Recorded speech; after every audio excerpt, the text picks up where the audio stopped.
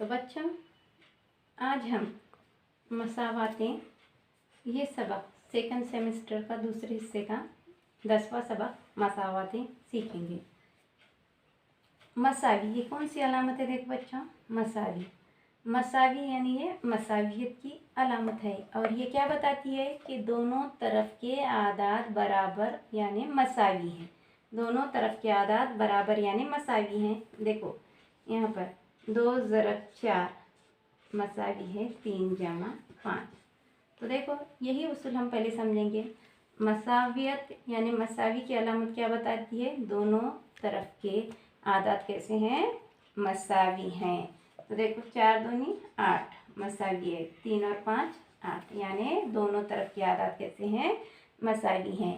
तो जब हम मसावात पर कोई अमल करते हैं तो मसावात कैसी है? मुतवाज़न रहती है। तो इसके लिए हमको कुछ बातें याद रखनी चाहिए। तरफ़ैन को हम क्या करेंगे? तरफ़ैन में एक ही अदद जमा करनी होती है। एक ही अदद तरफ़ैन के दोनों तरफ एक ही अदद जमा करनी होती है। उसी तरह देखो आप, 1 से जमा 9 मसावी है 11। तो ये तरफ़ैन में दोनों तरफ क्या करना है? वही अदद जमा या मनफी करनी है। तो देखो अब यहाँ पर जमा की अदद है तो हम क्या करेंगे? तरफ़ैन के दोनों तरफ क्या करेंगे? सेम अदद तफरीक करेंगे। अब 1 से जमा 9 है और इधर क्या है? 11। तो यहाँ पर क्या है? मनफी 9 करेंगे, यहाँ पर मनफी 9, यानी एक ही अदद को तरफ़ैन में से हमने क्या किए? तफरीक किए। उसी तरह देखो 1 से मनफी 3 मसावी है 4 समझो। तो अब क्या करेंगे हम? 1 से मनफी 3 मसावी है 4। तो तरफ़ैन में क्या करेंगे? यहाँ मनफी 3 है तो यहाँ पर जमा 3 और यहाँ पर भी जमा 3, यानी एक ही अदद को तरफ़ैन में से हमने क्या किया? जमा किया। उसी तरह तरफ़ैन को एक ही अदद से ज़र्ब करना होता है या तरफ़ैन को गैर सिफ़र अदद से तक़सीम करना होता है। इन चारों चीज़ों को अगर हमने याद रखे तो क्या होता है? मसावात कैसी रहती है? मुतवाज़न रहती है। मसावात कैसी रहती है? मुतवाज़न। तो इस पर मुनहसर हम क्या करेंगे? मश्की सेट 27 हल करेंगे। उसमें पहला सवाल है, हुर्फ का इस्तेमाल करके ज़ील की मसावात लिखिए। तो उसका पहला सवाल देखो, एक अदद और 3 की जमा। एक अदद और 3 की जमा। तो देखो एक अदद यानी एक, हम कोई भी अदद ले सकते हैं alphabetically, A B C D कोई भी एक अदद। इसमें कितनी जमा करना है? 3। एक अदद जमा 3। अब इसका दूसरा सवाल है, एक अदद में से 11 तफरीक करने पर आने वाला फ़र्क। तो यहाँ पर एक अदद तो हमने क्या लिए? एक। कितने तफरीक करने का है? 11, तो मनफी 11 इसका जवाब हुआ। अब तीसरा सवाल है हमारा, 15 और किसी अदद का हासिल ज़रब। 15 और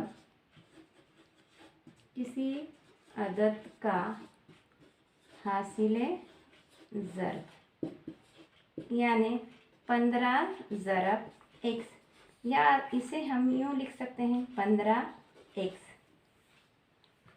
अब हमारा चौथा सवाल है इसका, एक अदद का, चौथा सवाल है, एक अदद का 4 गुना 24 है। यानी एक अदद का 4 गुना यानी कितना? 4x। कितना है एक अदद का 4 गुना 24, यानी 4x मसावी है 24। अब इसी मश्क का दूसरा सवाल है,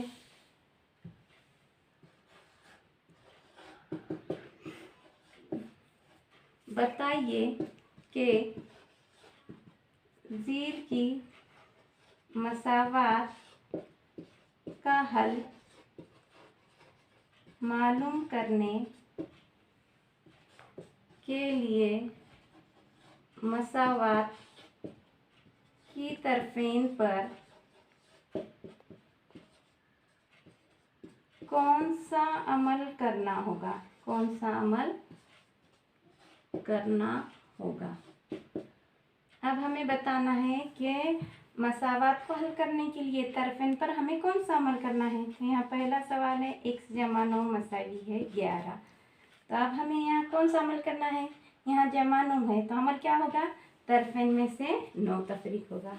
तरफेन में से क्या तफरीक होगा, तरफेन में से 9 तफरीक करना होगा। उसी तरह दूसरा सवाल है x -4 मसावी है 9। तो यहाँ -4 है इसलिए हमको यहाँ क्या करना है, जमा 4, यानी तरफेन में 4 जमा करना होगा, 4 जमा करना होगा। अब हमारा तीसरा सवाल है 8x मसावी है 24। अब यहाँ पर कौन सा अमल होगा, यहाँ पर तकसीम का अमल। तो क्या होगा, तरफेन में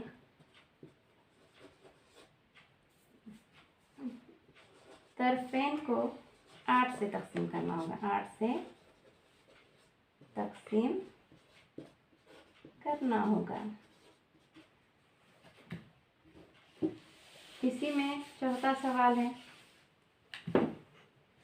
x/6 मसावी है 3। तो अब यहाँ पर क्या करना है हमको, तरफेन में इस तरफ भी 6 से ज़रब, इस तरफ भी 6 से ज़रब, यानी तरफेन को 6 से ज़रब करना होगा, ज़रब करना होगा। अब हमारा अगला सवाल है, देखो वो हम हल करेंगे। झील में कुछ मसावातें और उनके मुतगय्यर की कीमतें दी हुई हैं, तय कीजिए कि वो कीमतें मसावात का हल हैं या नहीं। तो अब हमको हल करके देखना है मुतगय्यर की जो कीमत दी गई है वो मसावी है क्या नहीं। तो उस जदौल का पहला सवाल है y-3 मसावी है 11। तो देखो y मसावी है 3, ये मसावात का हल है या नहीं, ये देखेंगे हम। y -3 है और इधर 11 है, तो यहाँ कौन सा अमल होगा, जमा 3, और यहाँ पर तरफेन में जमा 3 करना होगा। -3 जमा 3 क्या होगा, जवाब आएगा 0, इसलिए -3 जमा 3 कट। यहाँ पर क्या है, y मसावी है 11 में 3 मिला है 12, 13, 14। तो y मसावी है 3, ये मसावात का हल नहीं है। यहाँ हम क्या लिखेंगे, मसावात का हल नहीं है। अब सवाल नंबर 3 का दूसरा सवाल देखेंगे। दूसरा सवाल है उसका 17 मसावी है n जमा 7 और n मसावी है 10। n मसावी कितना दिया, 10। तो देखो n जमा 7 मसावी है 17, मसावत को सही से लिखेंगे 10 जमा 7 और मसावी है 17, यानी 17 मसावी है 17, यानी ये मसावत का हल है।